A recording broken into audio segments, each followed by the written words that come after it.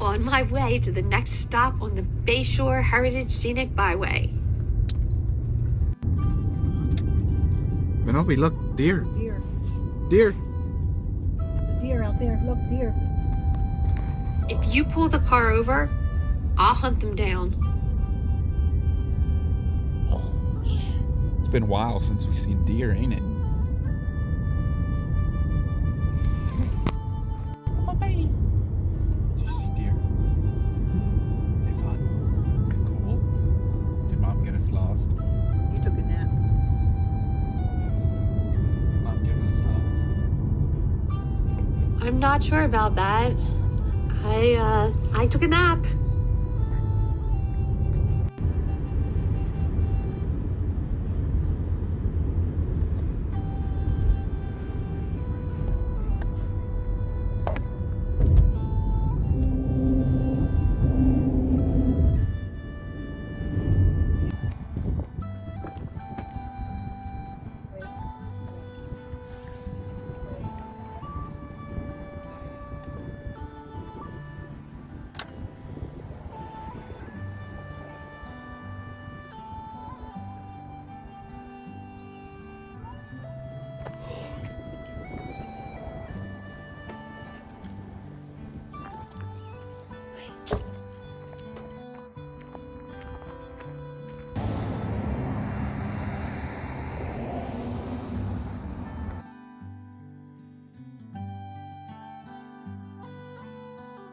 The Hancock House was the site of an early morning massacre on March 21st, 1778.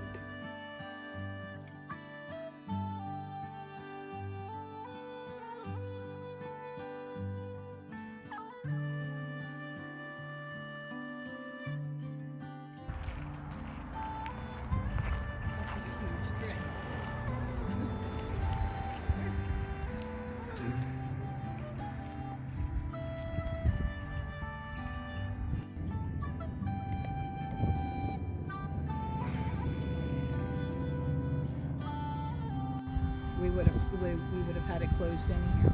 Yeah. That would have been after 4. Penelope, she brought us here on a day that it was closed. Let's just kind of experiment. A day that it was closed, We can puppy. continue on and we'll come back. Okay, Maybe next no week. worries, we can come back.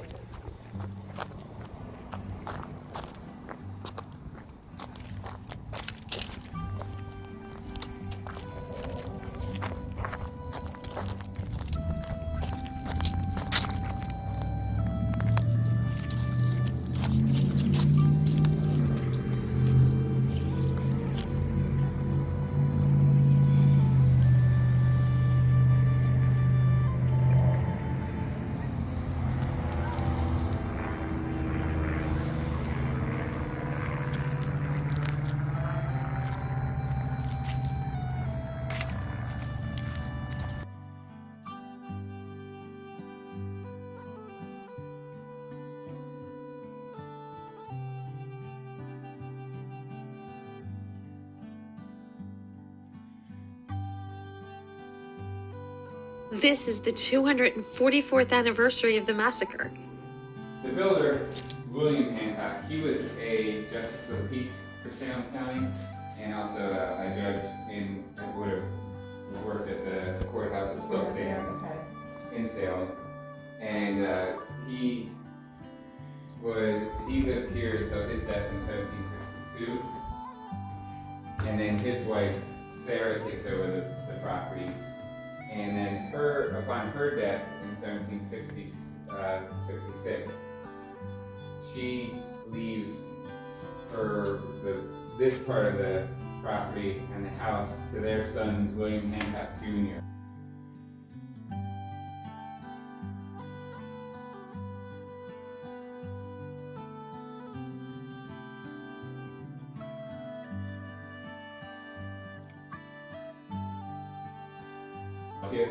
And Washington at this point is still at Valley Forge with his troops.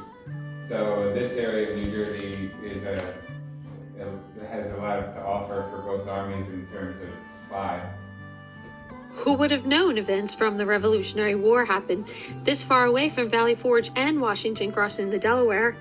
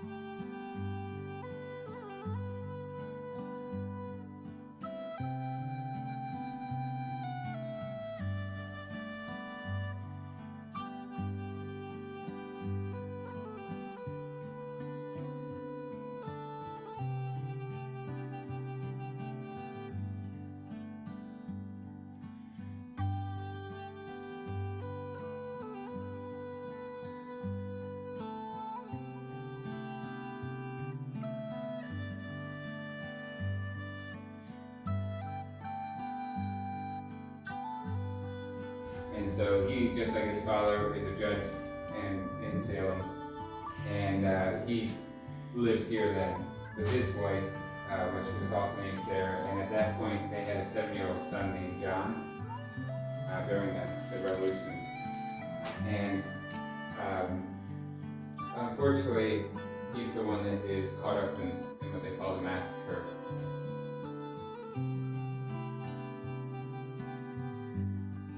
Two companies are dispatched. One comes up to the front door, the light infantry company, and a Captain Dunlop's company that come through the backfields and hit the back door. And Simcoe says that it's so dark that when they force these doors in, that they nearly attack each other right here. They almost run into each other and begin bayoneting, but then they disperse. Anybody that's in here, they just bayonet, ask questions later. We're going to take a look in here, the parlor. That is the original floors, and the reason we have a bed in there is because that was probably where Judge Hancock, the room that he was using at the time. The people that we can put inside the house, unfortunately Judge Hancock was home that night, so he's mistaken as a militia member, so he's bayoneted, they said, about 10 times in his own bed. He lingers for a few days, surprisingly, before he passes. In 1734, William and his wife Sarah built the Hancock house. Their initials and the construction date can be seen in the Flemish brickwork on the house's west elevation. The Hancock house sits on property purchased from John Fenwick in 1675 by William Hancock, an English shoemaker. The Hancock house earned a place in history on March 21, 1778. Yet, the story of its architecture is also important. It has distinctive patterns in the brick, simple lines, and little ornamentation. It reflects the buildings of the Quakers' English homeland.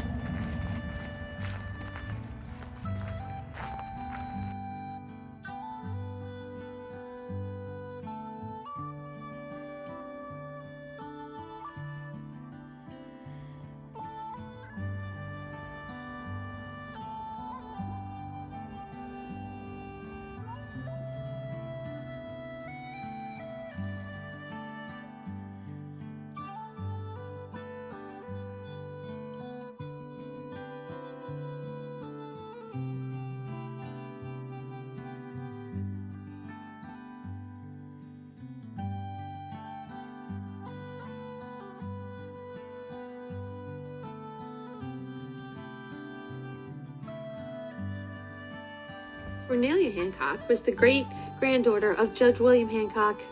In the midst of the American Civil War, she left Hancock's Bridge to become a nurse. She wrote a book of her experience and letters during the war. Cornelia has become the name associated with Hancock House.